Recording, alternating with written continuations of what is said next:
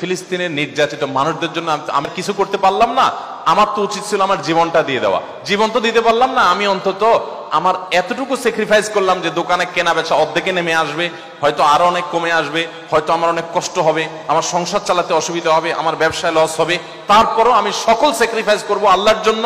ওই নিরীহ মানুষগুলোর দিকে তাকিয়ে আমি এটা করার জন্য এই পণ্যগুলো আমি বয়কট করছি। আপনিও হে ক্রেতা, আপনিও আল্লাহর জন্য বিবেকের তাড়না আপনি বর্জন করুন।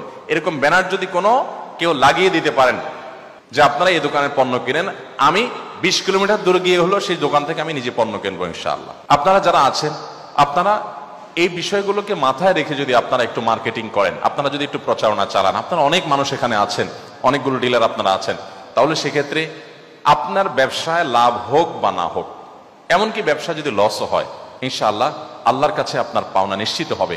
দুনিয়ার মানুষ ভুলে যেতে পারে, আল্লাহ তাআলা ভুলেন না, আল্লাহ তাআলা কোনো কিছু কম দিবেন না ইনশাআল্লাহ। আপনারা চেষ্টা করবেন তো ইনশাআল্লাহ।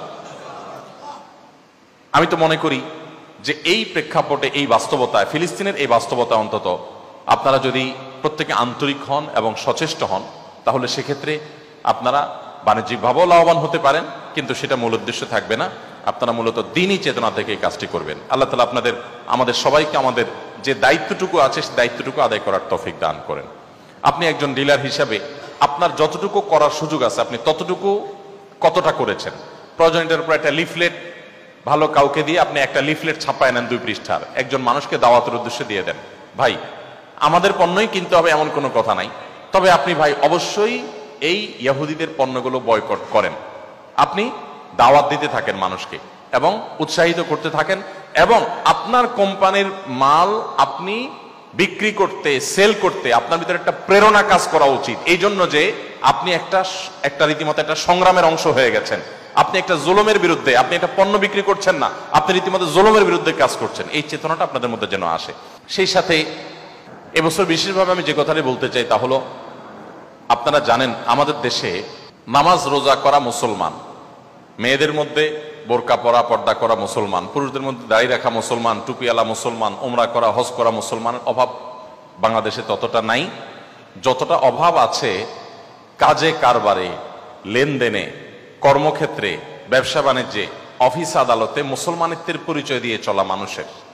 মসজিদে মুসল্লি যে পরিমাণ পাওয়া যায়, অফিস আদালতে সৎ মানুষ, দোকানে, বাজারে, কর্মক্ষেত্রে, মার্কেট প্লেসগুলোতে সেরকম সৎ মানুষের সংখ্যা মসজিদের মুসল্লির তুলনায় একেবারেই কম।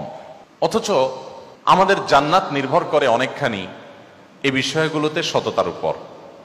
আমাদের ইমানটা যখন বিশুদ্ধ থাকবে, ইসলামের মৌলিক কাজগুলো যখন আমরা করবো, 5 ওয়াক্ত নামাজ ঠিক মতো পড়বো, জাকাতটা ঠিক মতো দিব, রমজানের রোজাটা রাখবো, তৌফিক হলে হজ করব, বেসিক কাজগুলো করলাম, এর বাইরে আমাদের জীবনের মূল অংশ যেটা আমাদের জান্নাত বা জাহান্নামকে নির্ধারণ করে দেয় সেটা হলো আমাদের এই লেনদেন।